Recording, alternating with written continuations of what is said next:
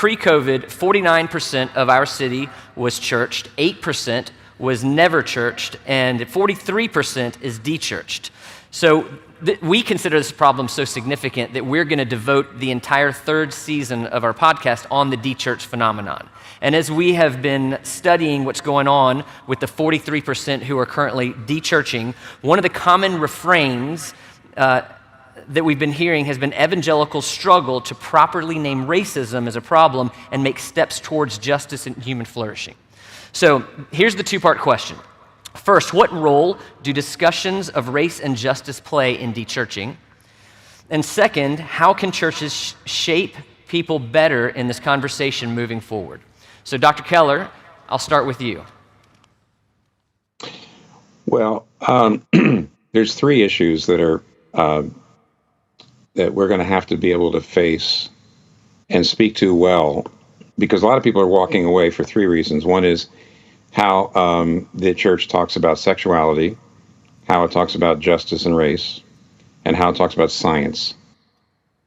And all three of those, unless you give people cogent answers that are both that connect with their concerns and their rightful objections to the way the church is operated in every one of those areas, but at the same time draws on our confessional orthodoxy, we are not going to make much progress. So all three of those things. So when you say what role is the justice race thing? One of three, okay? And going forward, it means we have to change the way in which we do our own catechesis and our own doctrinal way of training people, because we actually do not tend to connect what biblical doctrines with cultural narratives, and so our people get co-opted by the cultural narratives.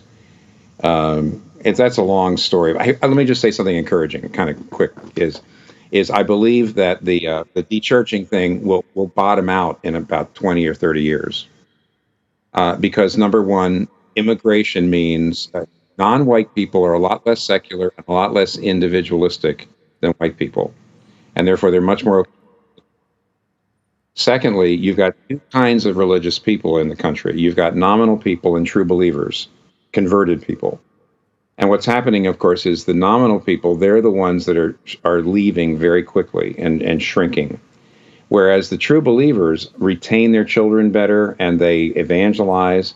And so what's going to happen is, as you might say, our culture becomes more multi-ethnic, and as the nominal believers leave and we get down to the converted, you're going to find that the church starting to grow back in many, many ways. So I would actually say that the secularization, the deconversion, is going to last for another couple of decades, but it's going to bottom out. I say that by way of trying to encourage some people. Thank you. Thanks for that encouragement. Dr.